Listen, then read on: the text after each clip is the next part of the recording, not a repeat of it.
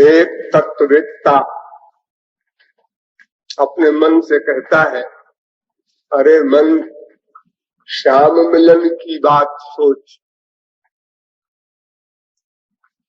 विश्व का प्रत्येक जीव अनादिकाल से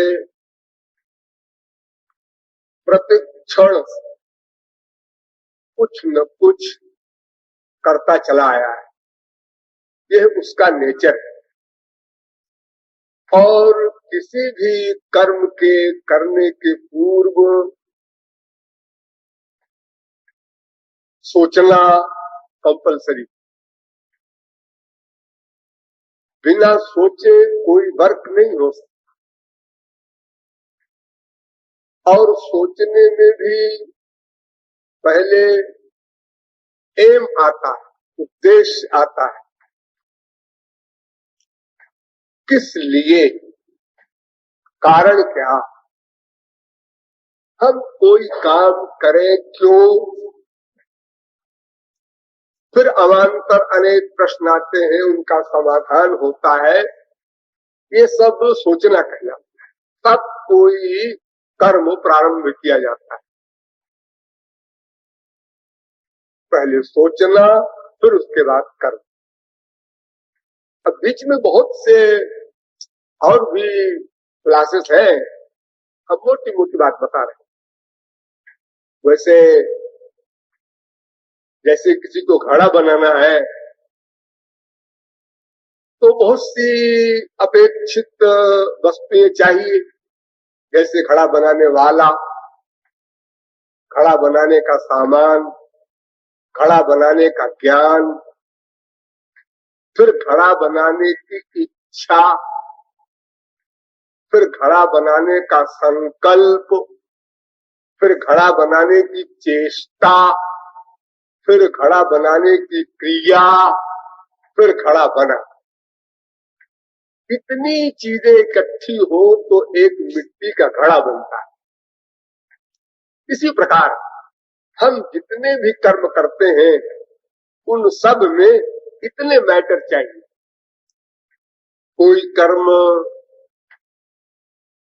क्यों करें, फिर उस कर्म करने का साधन है क्या हमारे पास, फिर उस कर्म का ज्ञान है क्या, फिर उसकी इच्छा हुई क्या, फिर उसका संकल्प किया क्या, फिर उसकी चेष्टा भी की क्या, उसके बाद क्रिया भी की क्या, तब फिर वो कर्म सामने आता है।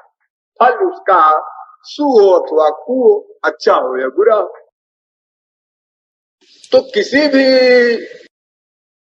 कर्म के पहले प्लानिंग होती है। जनसाधारण के मस्तिष्क की बात है, ये कोई बड़ी सूक्ष्म बात नहीं। अर्थात पहले सोचना, फिर कर्म। ये है हमारा अभ्यास अनादिकाल का है।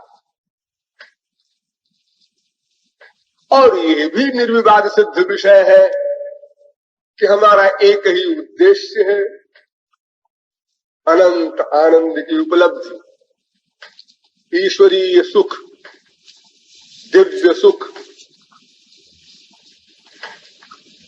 तो ये सिद्ध हो गया कि अनादिकाल से हम दिव्य सुख के लिए ही सोचते चले आ रहे हैं और फिर तन्निमित्त प्रयत्न भी करते चले आ रहे हैं और प्रत्येक क्षण करते चले आ रहे हैं और अनादिकाल से करते चले आ रहे हैं।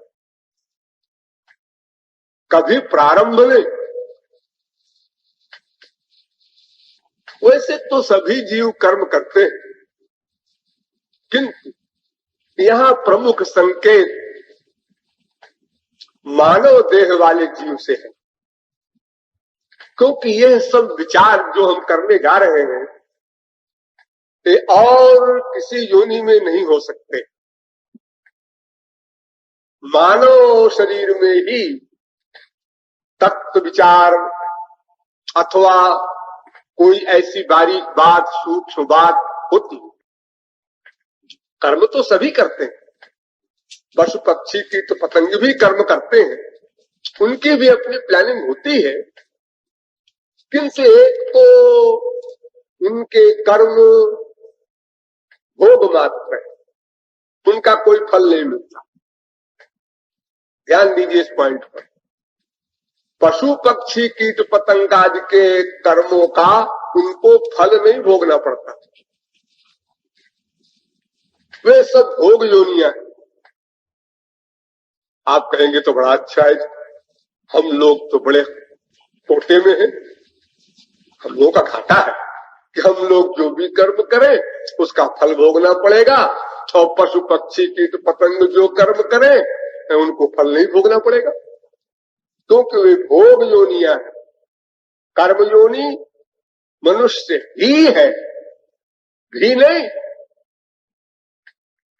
यहां तक कि आप जिनकी पूजा करते हैं वे देवता, वे देवियां, वे भी भोग योनि के अंतर्गत हैं, वे भी स्वतंत्र रूप से पुरुषार्थ नहीं कर सकते। स्वर्गादिक लोकों में जो देवता होते हैं जिनकी आप पूजाएं करते हैं, इंद्र वरुण कुबेर जमराज आदि वेदादि मंत्रों के द्वारा यज्ञ आदि करते हैं, वे देवता भी भोग योनि के अंतर्गत आते हैं। यानी कर्म तो वे भी करते हैं। अरे जब पशु पक्षी कीट पतंग कर्म करते हैं तो देवता क्यों न करेंगे, किंतु उनका कर्म स्वतंत्र नहीं, परतंत्र है। अर्थात वे पुरुषार्थ के द्वारा ऐसा कर्म नहीं कर सकते कि अपने अनंत जन्म की पिछले संचित कर्म को भस्म कर दे अथवा भविष्य के अनंत काल को बना ले। एक कमाई नाम की चीज, पुरुषार्थ नाम का तत्व उनके साथ नहीं रह सकता, इसलिए वे सब भोग योनि के अंतर्गत आते हैं। तो केवल मानव शरीर ही ऐसा है जहां हम वास्तव में कर्म करते हैं, कर सकते हैं। इसलिए यहाँ जो तत्व मीमांसा की जा रही है कि मानव देह से संबद्ध की जा रही है। मानव देह का बड़ा कमाल है। देखो हम लोग इतनी पावर रखते हैं कि जिससे चाहे उससे कर्म करवा ले, उसको गुलाम बना ले। अरे पशु पक्षी कीट पतंग को तो हम गुलाम बनाए ही हुए हैं, तो प्रत्यक्ष ही है। 4 भैंसे बंधी है, 4 गायें बंधी है, घोड़े बंधे हैं, हाथी बंधे हैं, ये तो आप लोग देख ही रहे हैं। और उनके द्वारा हम अपनी सेवा लेते हैं। जो चाहे उनको खिला दे, जो चाहे न खिलावे, यानी हमारे अंडर में है सब। जिस तरह हम आनंद चाहते हैं उसी प्रकार पशु पक्षी कीट पतंग अथवा देवता आदि सब चाहते हैं, लेकिन हम अपने सुख के लिए सबको इकट्ठा किए हैं गुलाम बनाकर। इतना कमाल है मनुष्य का। देखो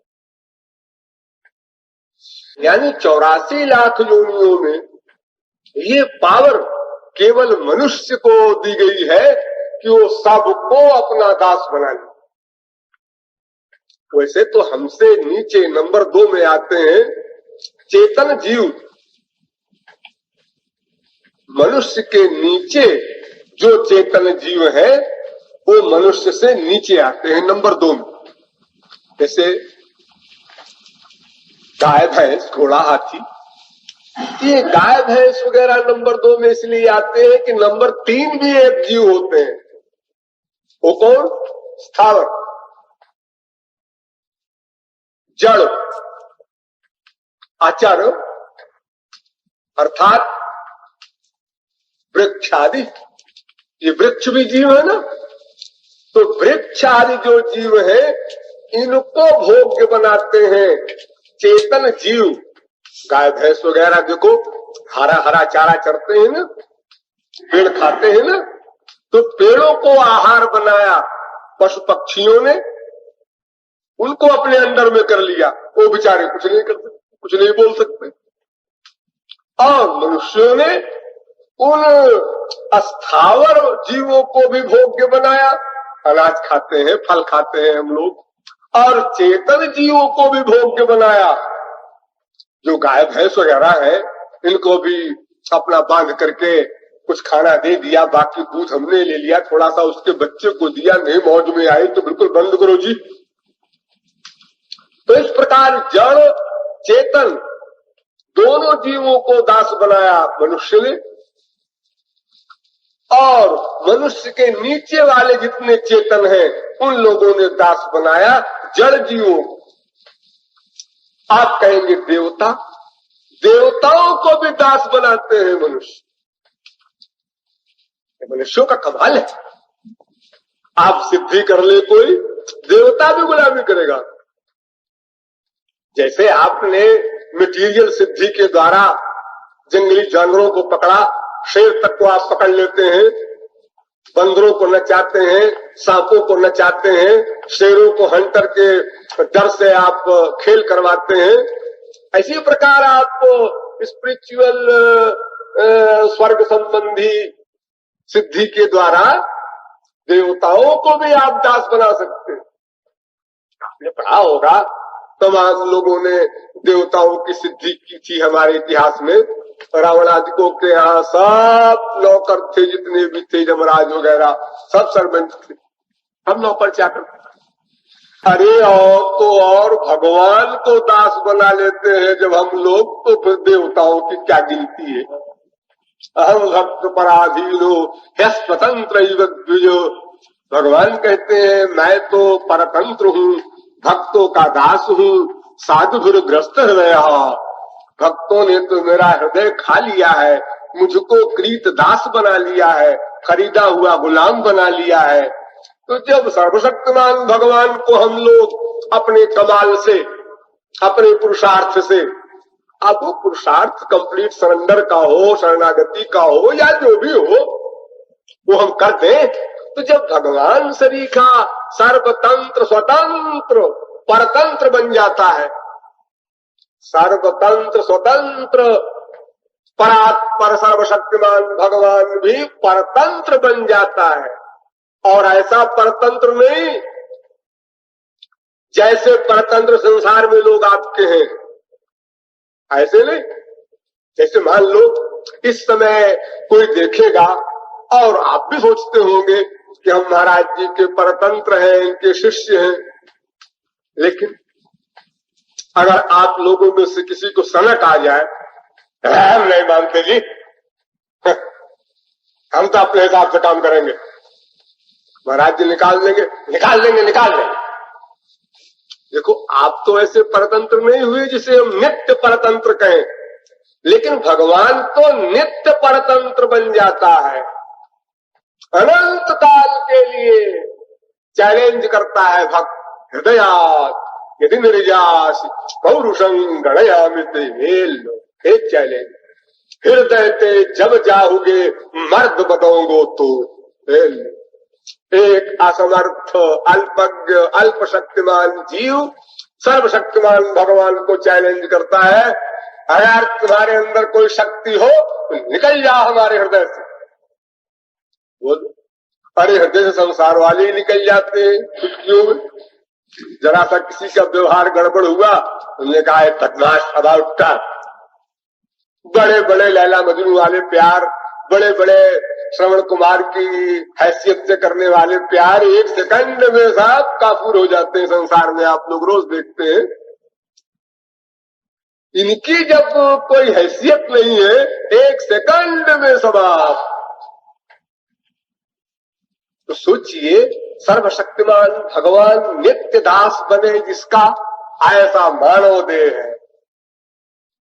अब आप लोग कहें जी हमारे तो नहीं बने, ठीक है आपके नहीं बने, तो कोई आदमी एक भैंस भी न पाले तो कह दे हमारी तो साफ भैंस भी गुलाम नहीं बनी, है तो अपनी अपनी बात है। भगवान को दास बनाने का जो तरीका है वो आपने नहीं माना होगा, वो आपने नहीं किया होगा। ये तो आपकी कमी है। आपकी इच्छा अगर प्रबल हो जाए कि भगवान को हम दास बना के छोड़ेंगे तो फिर कौन रोकने वाला है। यहां तक कि मैं तो चैलेंज से कहता हूं कि एक जानवर को दास बनाना बहुत कठिन है, भगवान को दास बनाना बिल्कुल कठिन नहीं। कोई कठिनता का सवाल ही नहीं। एक पेड़ से फल लेकर खा लेना ये कठिन है। पेड़ में फल लगा है, पेड़ कुछ नहीं बोल रहा है, आइए खा लीजिए। आप खा लेंगे? हाँ बिल्कुल, चैलेंज करते हैं। हाँ, लेकिन हो सकता है आप न खा सके। पेड़ पर चढ़े, फल के पहले ही आप गिर पड़े, उसके पास नहीं पहुंच सके और मर गए। फल को गिराने के लिए आपने कोई साधन अपनाया, फिर भी आप नहीं खा सके। 50 व्यवधान हो सकते हैं। अरे लोग चाय का कप उठाते हैं, मुंह तक आता है, क्या हुआ? हार्ट फेल हो गया। कोई चैलेंज नहीं कर सकता, इस फल को हम खा कर ही मानेंगे। लेकिन भगवत प्राप्ति में तो कोई मेहनत है ही नहीं। उसमें तो न हाथ उठाना है, न दांत से चबाना है, न गले में हलक में उसको उतारना है, कुछ परिश्रम नहीं। हाँ, तो अब आप समझ गए होंगे कि मनुष्य देह में यह वैलक्षण्य है कि शेष सभी मायाधीन योनियों के जीवों को और मायाधीश तक को भी अपने अंडर में कर लेता है, क्योंकि उसे कर्म करने का अधिकार प्राप्त है। कर्म करने में स्वतंत्र है। बस यही एक ऐसा इंपॉर्टेंट पॉइंट है कि अगर इस पर आप लोग कभी विचार कर लें गहराई से, तो फिर आप लोग जितना समझते हैं वो समझना व्यर्थ न जाए। आप लोगों ने जो कुछ समझा है किसी के द्वारा जबरदस्ती, जैसे किसी को कोई जबरदस्ती दवा पिलाता है, ऐसे ही जबरदस्ती आपके मस्तिष्क में एक एक ज्ञान को हजार हजार बार जिसने भरा है, जितना ज्ञान आपके पास है, यदि आप एक ज्ञान इसको भी दृढ़ कर ले, मानव देह का महत्व, तो सारा ज्ञान आपके काम में आ जाए, नेचुरल आ जाए। आपको कोई चीज बढ़िया से बढ़िया मिले और आप को केवल एक ज्ञान न हो कि ये जो चीज मिली है ये किसी भी क्षण छिन सकती है, तो फिर आप कभी फूलेंगे नहीं, कभी लापरवाह नहीं होंगे। ये जो चीज मिली है, देखो आपके शहरों में दंगा फसाद होता है, लूट मार होती है, तो जब कोई लूटने वाला किसी चीज को लूटता है तो लूट कर फौरन भागता है और भाग कर गली और कोने और अनेक प्रकार के टेढ़े मेढ़े रास्तों से उस सामान को ऐसी जगह सुरक्षित रखता है जहां और कोई देखे न जाने न। वो ऐसा नहीं करता कि लूट कर खड़ा सड़क के ऊपर, तो हमारा हो गया, हमारे हाथ में है तो हमारा हो गया। और ये नहीं, पुलिस आएगी, अभी पिटाई भी करेगी, सामान भी छीनेगी और जेल भी होगा। जल्दी भागो, खड़े न रहो एक सेकंड भी, सामान लेकर भागो। देखो मूर्ख तस्कर भी, डाकू भी ये बात जानता है, लेकिन हम लोग ज्ञान भी हमारे पास है, हाँ कर लेंगे। ये कर लेंगे वाली बात जो हमारे मस्तिष्क में बार बार आती है, कर लेंगे, समझते तो सब ही है, बड़ी भगवत कृपा है, गुरु कृपा है। जो लाखों वर्ष में पढ़कर न समझ सकते वो हमारे भाग्य थे, या भगवत कृपा जो कुछ कह लो, वो बात सब बन गई, हमको कोई मिल गया, समझा दिया, समझ में आ भी गई। ऐसा भी नहीं कि जबरदस्ती मान रहे हैं, बुद्धि भी कह रही है हाँ बिल्कुल ठीक है, बात तो बिल्कुल ठीक है, और करना पड़ेगा हम ही को, ये भी ठीक है, और करना चाहिए ये भी ठीक है, लेकिन कर लेंगे, कर लेंगे। ये जो कर लेंगे वाली बात आपके मस्तिष्क में बार बार आती है और करने नहीं देती है, उधार करवा देती है, ये इसीलिए कि आपने ताबिस पीठी मनहु तनु पायो।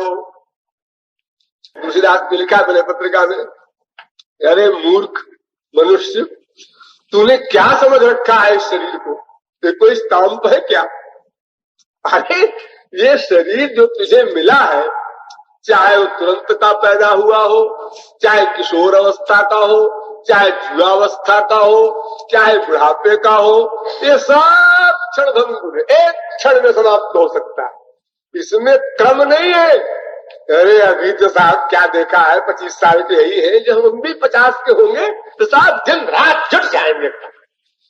बात सब क्या गई है, कोई नॉलेज तो कहीं से लाना नहीं है हमको, सामान सब तैयार भी तैयार है, लेकिन वो 50 साल वाली बात पर भी ध्यान दो।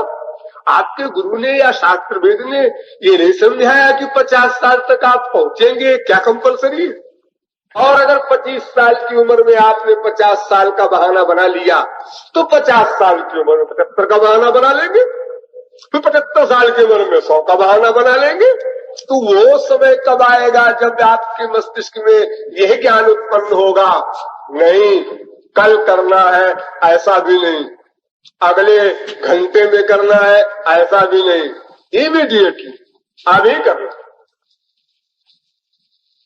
अब करना है ये सोचना भी बंद करो, करो करो करो। ये करना है जो हम सोचते हैं, ये तो तभी तक सोचते हैं जब तक करने की निश्चयात्मिका बुद्धि न हो जाए, जब तक इतनी तगड़ी भूख न हो जाए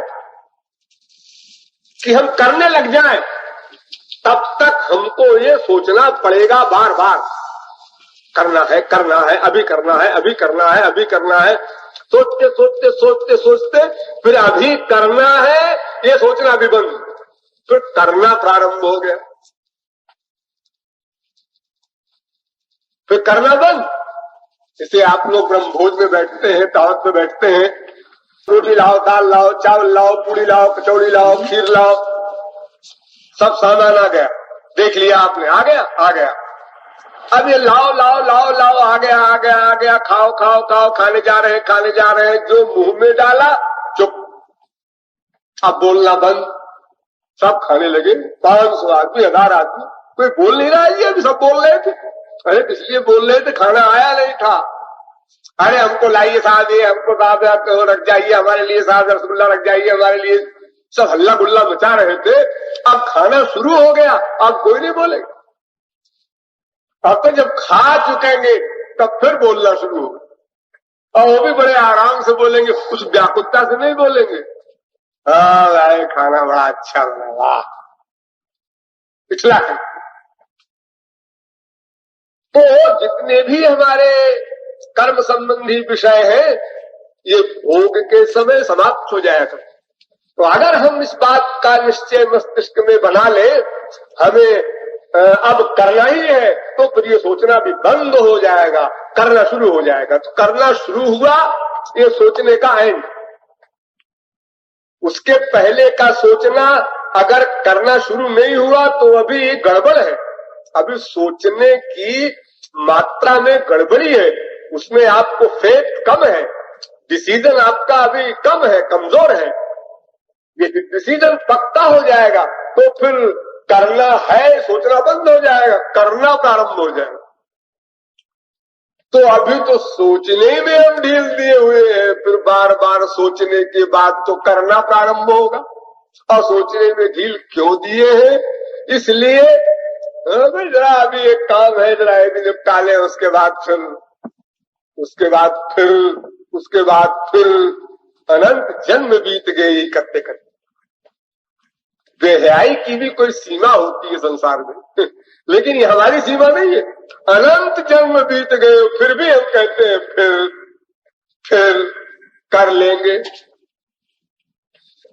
तो इस प्रकार अगर मानव देह का महत्व हमारी बुद्धि में किसी समय धस जाए ऐसा स्वर्णिम अवसर आ जाए तो फिर आगे पाने में कोई परिश्रम नहीं, सब बात बन जाए।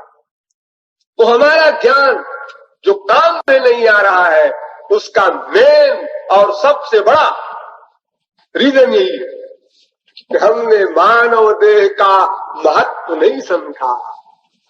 मानव देह के महत्व में दो बात समझनी, एक बात तो हमने समझा, दूसरी नहीं समझी। दो बात कौन सी? एक बात तो ये, जैसा मैंने अभी आपको बताया कि 84 लाख योनियों में सर्वोत्कृष्ट योनि है, क्योंकि ये सबको भोग्य बना लेती है और यहां तक कि ये अपने इष्ट देव को भी अपना भोग्य बना लेता है। इतना सब चमत्कार इस मानव देह में है। नरक स्वर्ग अपवर्ग निसेनी, ज्ञान विराग भक्ति सुख देनी। तो इस बात को तो हम लोगों ने समझा। अरे हमसे कोई पूछे भाई आपका शरीर क्या है, कैसा है, जरा इस बारे में आप कुछ कह सकते हैं?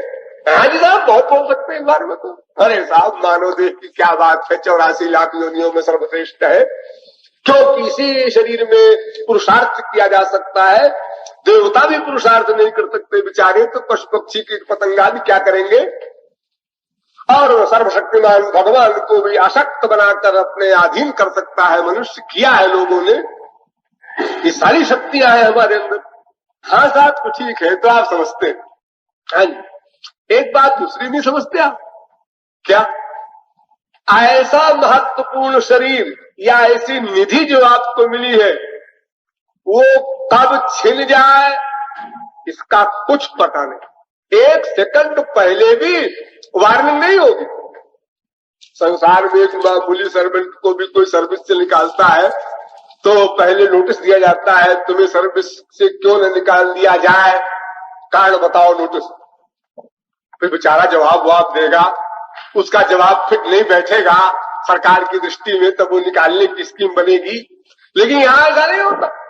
देखो भाई, तुम्हें अगले सेकंड में शरीर छोड़ना है तो सब्जी कुछ न कुछ चमत्कार दिखा दे एक सेकंड में।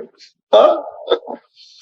अरे यही कम से कम राधे राधे ही बोल दे, हाँ, कुछ तो बात बनी जाए। लेकिन कोई चांस, कोई न्यूज नहीं, कहीं आइडिया नहीं। वो बीमार चला जा रहा है 6 महीने से, डॉक्टर कहते हैं मर जाएगा। कब?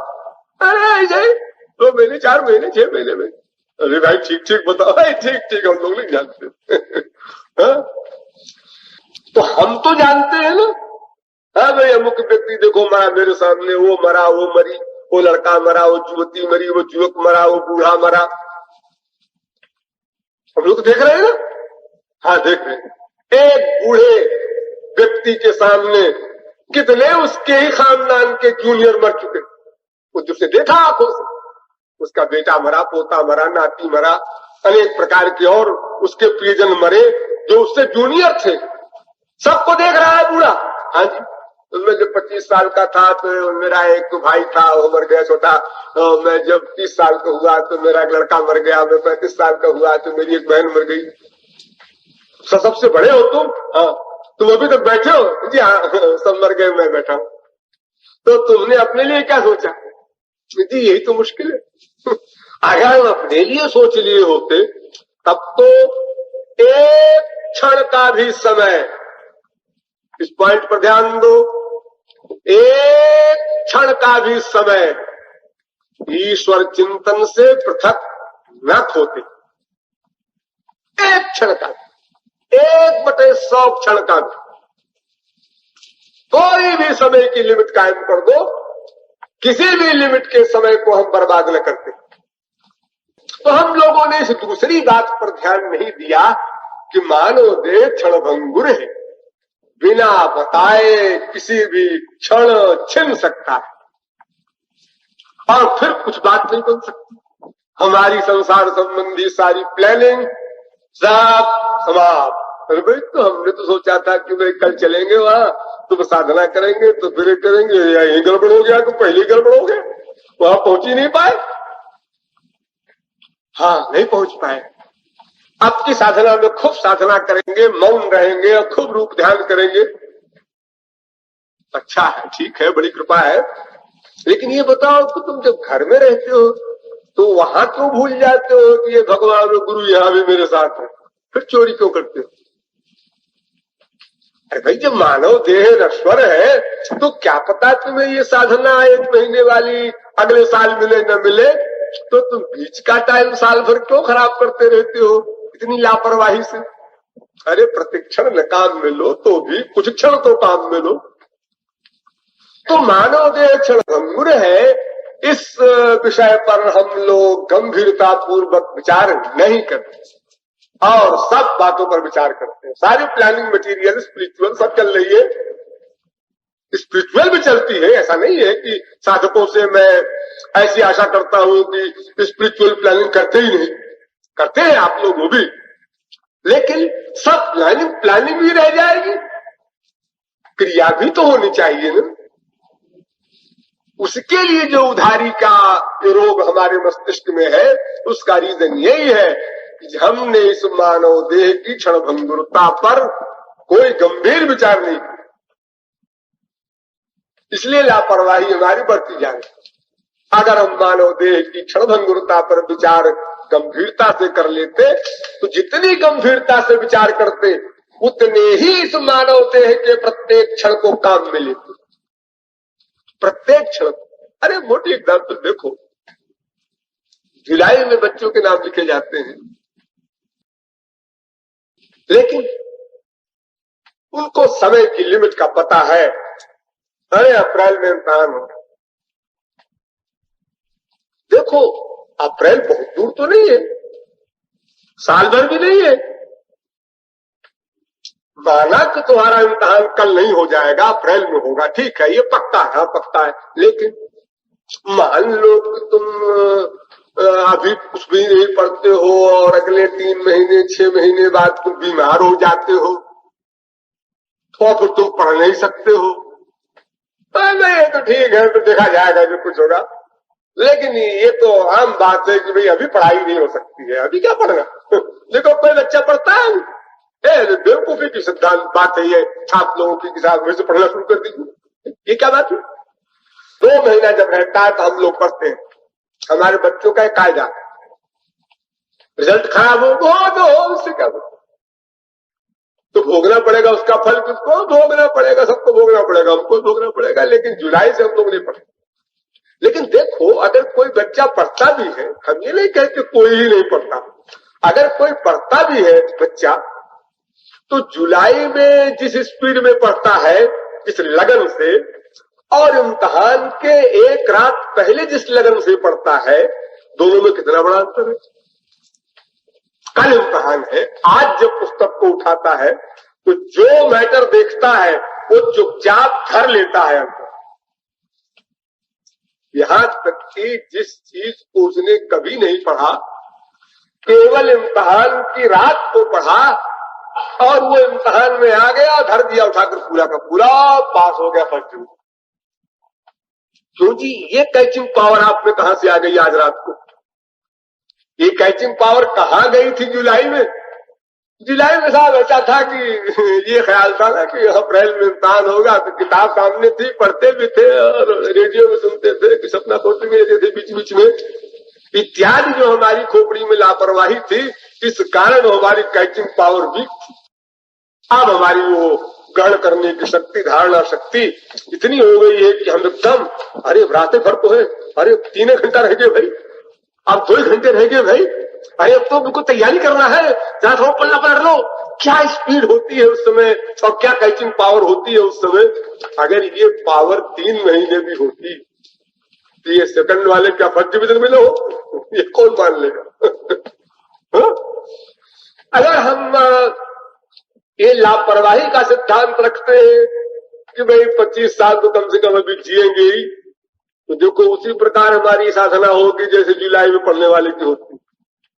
और जब हमारे सिद्धांत में ये बात आ जाएगी कि एक क्षण में समाप्त हो सकता है, तो उस समय हम किताब के पन्ने को जैसे आखिरी समय में इम्तिहान के लिए जा रहे हैं अब उस समय आवे जाए चले उस समय जैसे हम दत्त चित्त होकर के पढ़ते हैं और उसको ग्रहण करते हैं, ऐसी साधना हम करें तो केवल समय की बात। समय का सूचक यंत्र इतना बलवान होता है कि वो इतना बड़ा परिवर्तन कर देता है जिससे मनुष्य सोच नहीं सकता। वो चाहे भय का हो, चाहे हर्ष का हो, किसी भी क्षेत्र का हो। तो हम लोग इन दोनों बातों पर विचार करें। एक तो मानव देह का महत्व, ये भगवत कृपा, ये हमारे संस्कार, दोनों बात समझ लीजिए। क्योंकि मनुष्य के शरीर के मिलन में दोनों रीजन बताया है शास्त्रों में। जैसे काबहु ककारी करुणा नर देहि देत ईश बिनु हेतु सनेही, यानी भगवत कृपा से मानव दे दिया। बड़े भाग्य मानुष तनु पावा सुर दुर्लभ सद ग्रंथन गावा। इतनी नींद बलवान हो तो खड़ी होकर सुनो। अभी हम क्या समझा रहे हैं, समय का महत्व समझो। तो देखो, बड़े भाग्य और काबहू ककारी करुणा नर देहि, यानी है स्पेशल मामला। या तो भगवत कृपा से मिली तो भी बड़ी बात है, या बड़े भाग्य छोटे भाग्य में। मुझे उस समय बड़ा आश्चर्य होता है। युधिष्ठिर से एक सवाल किया था, 60 सवालों में एक सवाल था कि मैं आश्चर्यम, सबसे बड़ा आश्चर्य क्या है, तुम धर्मराज हो, बताओ।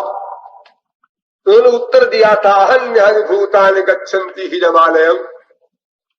डेली प्रतिक्षण जीव यमालय को जा रहे हैं, मर रहे हैं, लेकिन बचे हुए इस शरीर की क्षणभंगुरता पर विचार नहीं कर रहे हैं। वे अपने को समझते हैं हमारा तो अभी बहुत लंबा हिसाब है, आज वो चल बसा, आज तो उसको छुट्टी मिली, हमें तो अभी बहुत कुछ करना है। अच्छा जी तुम्हारे पास ये ईश्वर के यहां से नोटिस आया है, बड़े निश्चिंत बैठे हो, हा?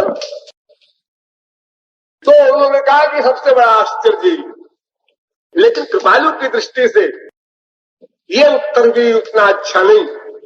मैं तो एक आश्चर्य और मानता हूं जो इससे भी बड़ा आश्चर्य है।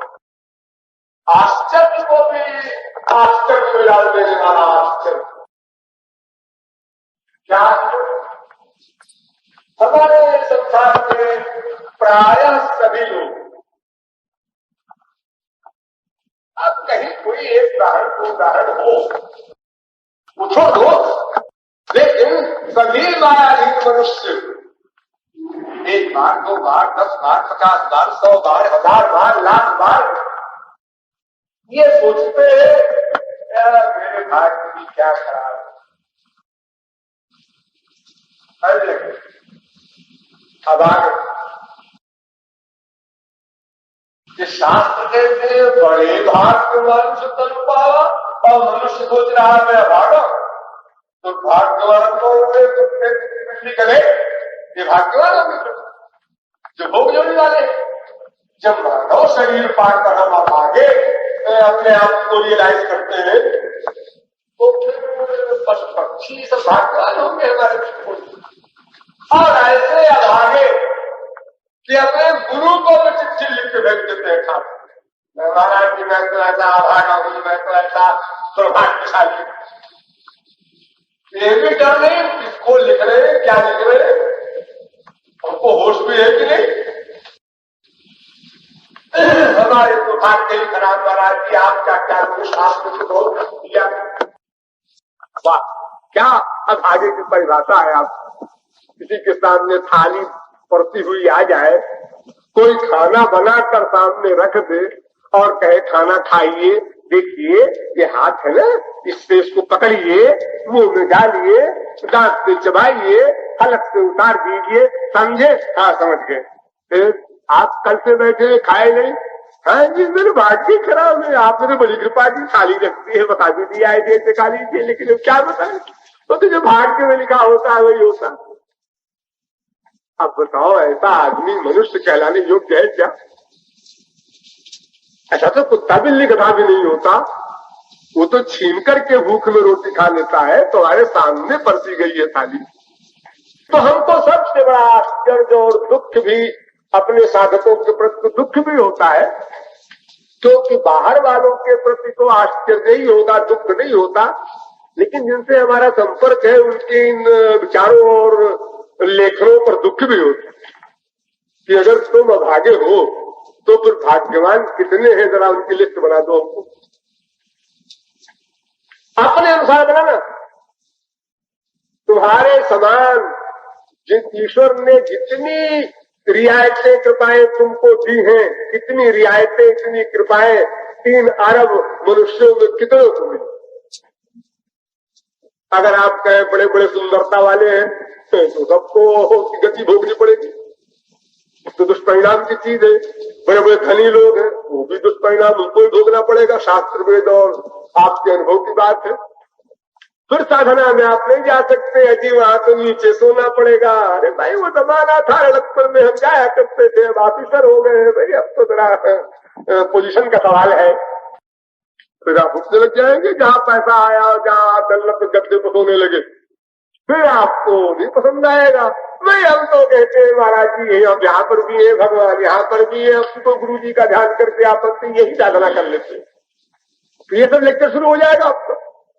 अरे नहीं को जन्मा जगमाही रिजल्ट का नियम है, जरा जरा में परिवर्तन होने लगता है, थोड़ी थोड़ी बात में होने लगता है, और बड़ी कोई वैभव की शक्ति मिल जाए तो फिर श्रीमद वक्र न की न कही प्रभुता बधिर न काय, वो गड़बड़ हो जाएगा। और कोई आज की बात नहीं, कोई नई बात नहीं, उसमें कोई आश्चर्य की बात नहीं, सब स्वाभाविक बात। तो यदि हम ये पक्का निश्चय कर ले और समझ ले इस बात को कि ऐसा महत्वपूर्ण शरीर हमको मिल चुका है, और फिर उसके साथ जो सबसे बड़ी चीज मनुष्यों में भी है वो है अपना उद्देश्य समझना और अपने उद्देश्य को पाने के लिए साधना समझना, ये सबसे अंतिम भगवत कृपा है। इसके आगे कोई भगवत कृपा कभी किसी जीव पर नहीं हुई, क्या नहीं। अगर आप कहें इससे अंतिम कृपा तो भगवत प्राप्ति होती होगी, अरे वो तो आपके हाथ में, उसे आप कृपा क्यों कहते हो?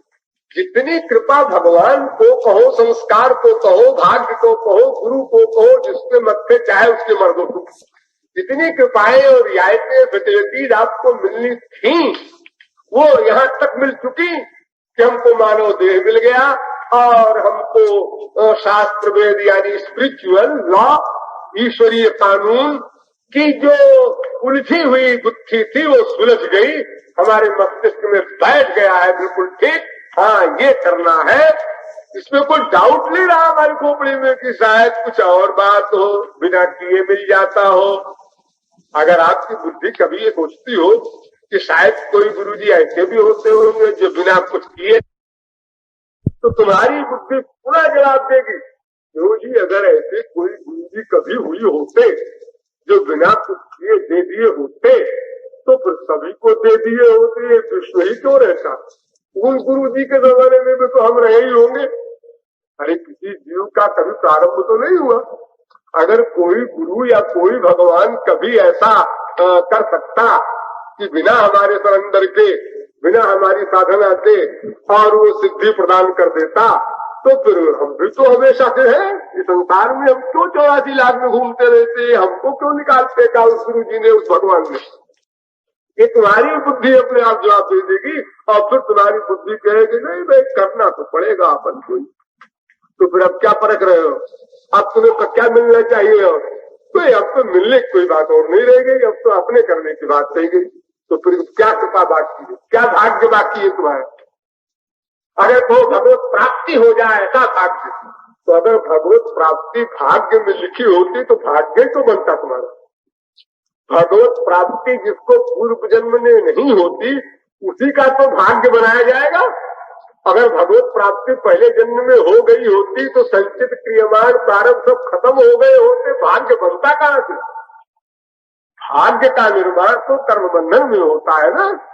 जो कर्म चिंतन हो गया, कर्म का जब अत्यंता भाव हो गया तो संचित भस्म हो गया और क्रियमाण तुम्हारा कर्म बनेगा ही नहीं, प्रारब्ध भोग के समाप्त हो गया, तो मरने के बाद फिर भाग्य का निर्माण कैसे होगा? सौभाग्य हो चाहे दुर्भाग्य हो, कोई नहीं रह सकता। सच बात तो यह है कि भगवान और महापुरुष दोनों अभागे हैं। सच्चा अर्थ वहां घटित होता है। अभागे माने भाग्य रहित। एक अभाग्य होता है, एक दुर्भाग्य होता है, एक सौभाग्य होता है। सौभाग्य माने अच्छा भाग्य, वो भी बंधन में रहेगा, माया के अंदर में है। और दुर्भाग्य बुरा भाग्य, वो तो माया के अंदर में है ही है। और एक अभाग्य जिसके भाग्य हो ही ना बिल्कुल, तो बिना भाग्य वाला तो एक भगवान है और एक महापुरुष है, क्योंकि उसने भी भगवत प्राप्ति करके और भाग्य क्या बही खाता सब समाप्त कर दिया। छुट्टी मिली उसको भी, जो लिखा पढ़ा था वो भी खत्म, पिछला भी माफ, और अगला आपको लिखा ही नहीं जाएगा उसका। और जो इस जन्म के लिए कंपलसरी है प्रारब्ध भोग, वो भी भोग भाग के सब समाप्त हो जाएगा। इस प्रकार से उसको छुट्टी मिली। तो जहां तक प्रश्न है सौभाग्य का यह है कि भाई ईश्वरीय भाग्य से मेरा मतलब है, सौभाग्य शब्द के दो अर्थ होते हैं। एक तो मटेरियल सौभाग्य, यानी माइक पदार्थों की अधिक प्राप्ति हो, वो भी सौभाग्यशाली कहलाता है। अरे साहब 10 पेड़ के बच्चे और 10 कोठियां, 10 कारें और 10 लाख बैठे, ये संसार का सौभाग्य है। सब लोग कहेंगे अरे साहब इनके सब कुछ है, पति है, बीवी है, बेटा है, बाप है, माँ है, धन है, प्रतिष्ठा है, रूप है, स्वास्थ्य है, हाँ सब कुछ। भगवान जिसको देता है सब कुछ देता है, और जिसका छीनता है सब कुछ छीनता है। इसका बाप भी मर गया, माँ भी मर गई, धन भी लुट गया, सब बर्बाद हो गया। लेकिन आपको पता है जिसका सांसारिक दुर्भाग्य होता है वही ईश्वर की ओर चलता है। तो सांसारिक दुर्भाग्यशाली को ही सौभाग्यशाली कहने का पहला दर्जा मिलता है। अब उसके बाद वास्तविक भाग्यशाली तो वो हुआ जो ईश्वरीय तत्व को जान ले, यानी ईश्वर क्या है, हम क्या है, हमारा क्या संबंध है, ईश्वर कैसे मिलेगा, हमें क्या करना होगा, कैसे करना होगा, ये सब बात पूरा बात का ज्ञान जिसको हो जाए वो साधना जगत में, माइक जगत में और ईश्वरीय भाग्य के दृष्टिकोण से सर्वोपरि हो गया। अब इसके आगे कोई भाग्य और नहीं हो सकता। यानी वो अनंत जीवों में भी सर्वोच्च 3 अरब आदमियों में भी वो इन्हें गिने लोगों में उसका नाम आ गया। 3 अरब आदमियों में भी इन्हें गिने लोगों में उसका नाम आया है, कुछ हजार में आया है उसका नाम। तो भाई 3 अरब में कितने आदमी विश्वास के साथ ये जानते हैं हाँ ईश्वर ऐसे मिलेगा, और मिलेगा, हम आज चाहे मिल सकता है, जो भी चाहे मिल सकता है, हमारी मक्कारी है। ये बात फेंक के साथ जानने मानने वाले लोग कितने, उनमें स्थान है हमारा। हम अपने को कहे हमारे भाग्य फूट गए, ये मुझे सबसे बड़े आश्चर्य की बात है। एकदम जैसे कोई आदमी अपने बाप को, माँ को, बेटे को, कोठी को न पहचाने अचानक, और उसको देख करके घर वाले भौचक्के रह जाए। भौचक्के शब्द उसके लिए उपयुक्त है। क्या कह रहा है? हमसे पूछता है तुम कौन हो, अपने बाप से कहता है तुम कौन हो, क्या हो गया? माँ से कहता है तू कौन है, क्या हो गया तुम्हें, गड़बड़ हो गया। ऐसे आश्चर्य होता है कि ये अपने को अभागा सोचता है, कहता है और अपने गुरु को ही लिखने को तैयार बैठा है। इतना कृतघ्नी है कि मैं अभागा हूं गुरुजी, तब आप मिले हमको।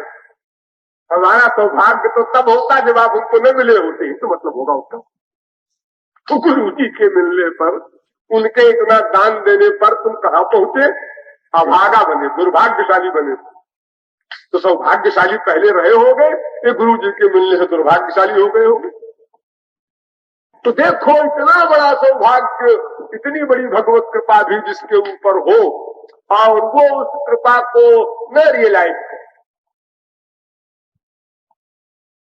एक बार एक संत ने एक संत से पूछा, अभी 500 वर्ष की बात,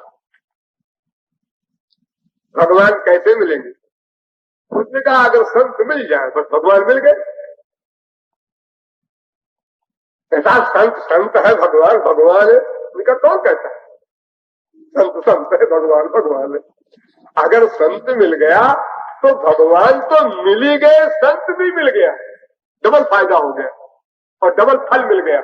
और अगर भगवान मिलेंगे तो भगवान तो मिले, लेकिन वो इशारा कर देंगे उधर जाओ, उधर कहाँ जाएंगी? तो उधर इनडायरेक्ट उधर जाओ, डायरेक्ट में से संबंध तुमसे हो सकता, गुरु के पास जाओ। अगर कोई गुरु से मिल चुका हो, उससे पूछा, कोई मिल चुका हो का बहुत का मतलब होता है कितने परसेंट मिला, कितने परसेंट शरणागति उसकी हुई, उतने परसेंट मिला। तो मिलने का मतलब फिजिकल भी होता है, मेंटल भी होता है, स्पिरिचुअल भी होता है। जितने परसेंट हम भीतर से उसके आदेश के अंतर्गत चलेंगे, उसकी आज्ञा का पालन करेंगे, उसके प्रति अपनी फेथ की बुद्धि जमाएंगे, उतने ही परिमाण में हम उसके पास गए माना जाएगा।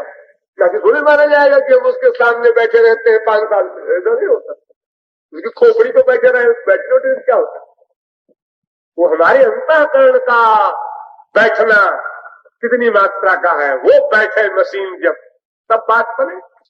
उसके बैठने में कुछ गड़बड़ हो जाती है, कुछ बैठी, फिर कुछ गड़बड़ हो गई, फिर बहुत गड़बड़ हो गई, फिर बैठाया, फिर बैठी, अब और बैठ गई, अब और बैठ गई, फिर गड़बड़ हो गई, फिर और बहुत गड़बड़ हो गई, फिर संभाला, फिर बैठी। ये जो हम अपनी कमाई करते रहते हैं बीच बीच में गड़बड़ वाली, ये कमाई हमारी गड़बड़ वाली हमको आगे नहीं बढ़ने देती। तो इसमें हम स्वतंत्र हैं, इसमें न गुरु कुछ कर सकता है न भगवान। अगर हम ये सोचते हैं कि तो गुरु जी को चाहिए नहीं कि जो हम गड़बड़ करने लगे तो ठीक कर दें उसको, ये गुरु जी काम नहीं है। हम गड़बड़ सोचने लगे, हम गड़बड़ में पढ़ने लगे तो गुरु जी को संभालना चाहिए ना। अरे बहुत लोग चिट्ठी में भी लिख देते हैं, तो मेरा दिमाग खराब हो रहा था, मैं गड़बड़ में पड़ गया और मुझे बहुत शिकायत है कि आप देखते रहे तब आपने कुछ किया नहीं। और हम गड़बड़ भी करें चोरी चोरी गुरु की, भगवान की, और ऊपर से और तो पाए कि आपने गड़बड़ में हमें ठीक क्यों नहीं किया? ये आपका काम था, मेरा काम तो गड़बड़ करने का है ना।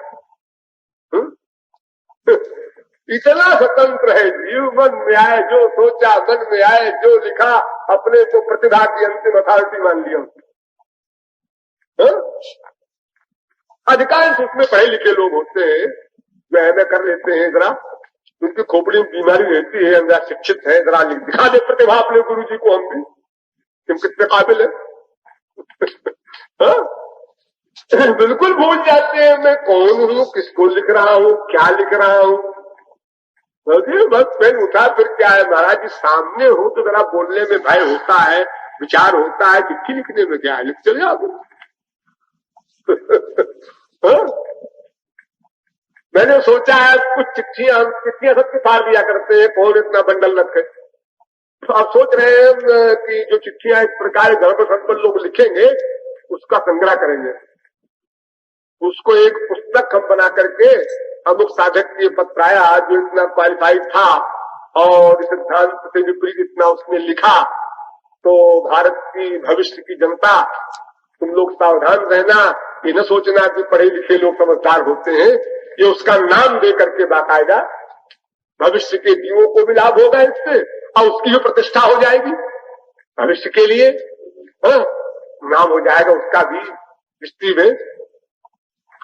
ऐसे तो लोग मानेंगे नहीं, यही उपाय होता है मैंने। तो इस प्रकार अब आप समझ गए होंगे कि मानव देह ही ऐसा देह है जिसमें हम इन दो बातों पर गंभीर विचार करके, यानी मानव देह क्षणभंगुर है और मानव देह ही एक कर्म का क्षेत्र है। इसी देह में हम सब कुछ कर सकते हैं, सब कुछ पा सकते हैं। इसलिए हमने अपने मन से कहा, सोच मन श्याम मिलन की बात। ये बात और कोई देह वाला और कोई शरीर वाला नहीं कह सकता अपने मन से कि सोच मन श्याम मिलन की बात, क्योंकि वे भोग योनियां है और बहुत अल्प ज्ञान उन योनियों में है। अब आप एक लाइन का अर्थ समझ गए होंगे। शेष फिर बोलिए वृंदावन बिहारी लाल की जय।